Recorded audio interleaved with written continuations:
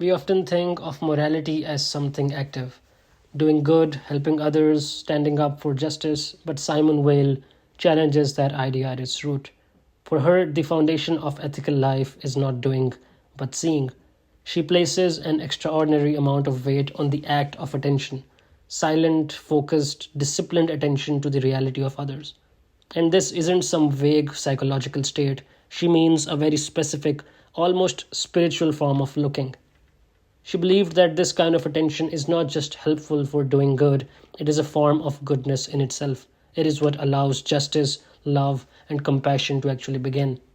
In a letter to the priest Father Perrin, she explains the love of our neighbor in all its fullness simply means being able to say to him, "What are you going through?"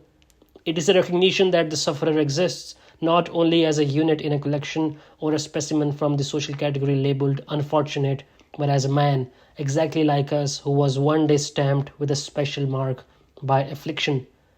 For this, it is enough but indispensable to know how to look at him in a certain way. This way of looking is first of all attentive. The soul empties itself of all its own contents in order to receive into itself the being it is looking at, just as he is in all his truth. This passage gives you the core of her view. Attention is a moral act because it clears a space within us to truly perceive the other, not to analyze, judge, or pity them, but to receive them as they are. That act of reception is love in its purest form. She deepens this view with a bold comparison. She says, attention taken to its highest degree is the same thing as prayer.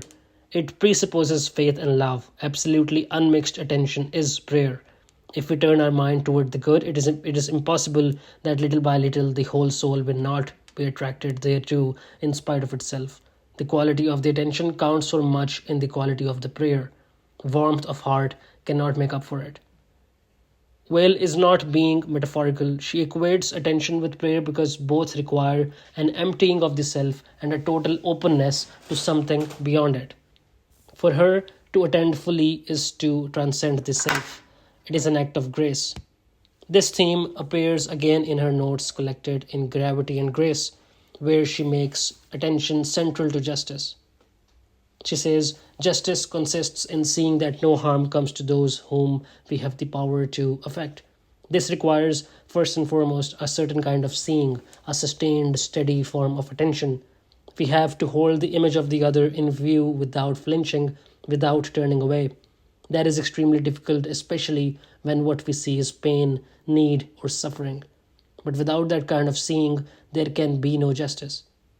So for her, attention is not just a helpful virtue, it is the basis of all ethical life, and without it, we rush to act without truly seeing. With it, we begin to engage with the world and with others in a way that honors their full reality.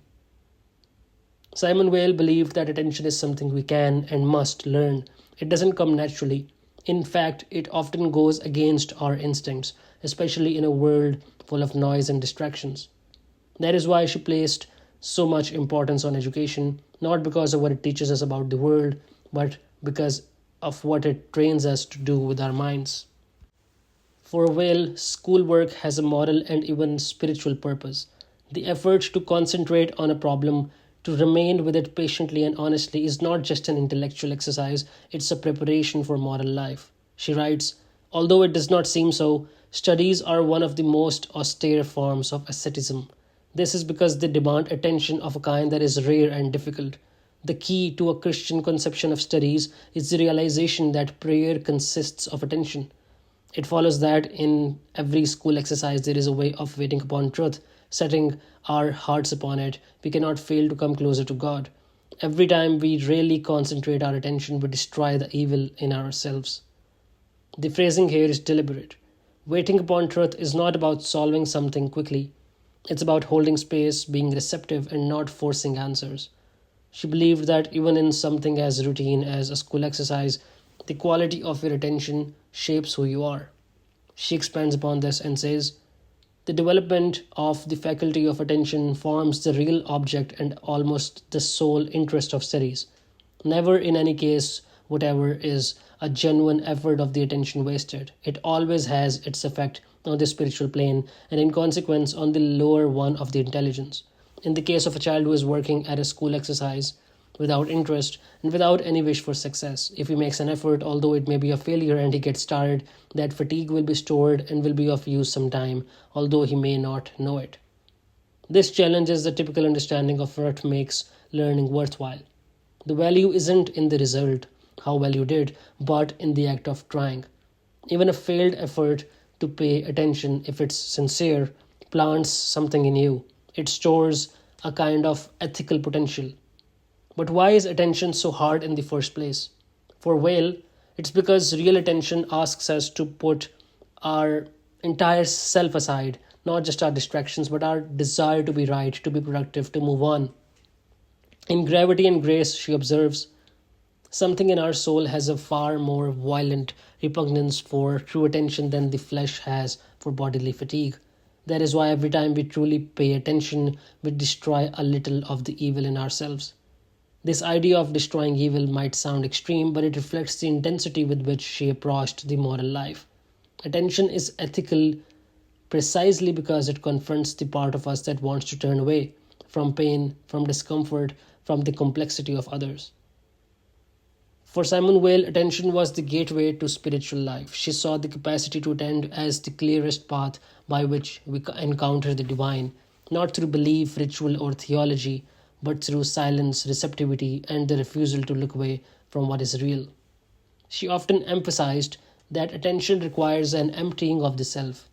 In her view, the ego is not something we express, it's something we must step aside from. That's why attention, at its purest, is a form of self denial.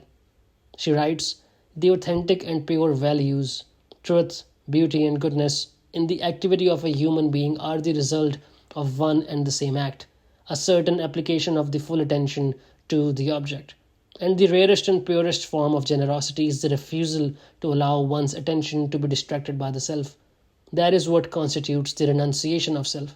It is not a suppression of the self, but a turning of the self towards something else, something real, something not me. In this way, attention becomes a form of love, not a love that seeks to possess or to comfort or to act, but a love that sees.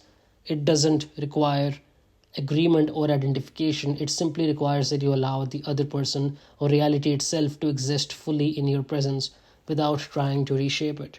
Even when it comes to suffering, Weil insists that our first moral responsibility is not to fix or speak, but to bear witness with attention.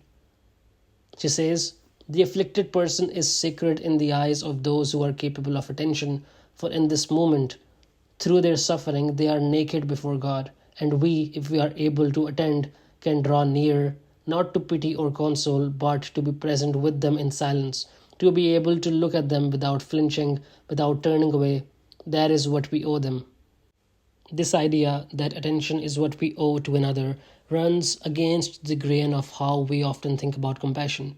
We are conditioned to believe that we must respond, offer solutions, say the right thing, but Wales' challenge is that sometimes the most moral thing we can do is not speak, not act, just attend.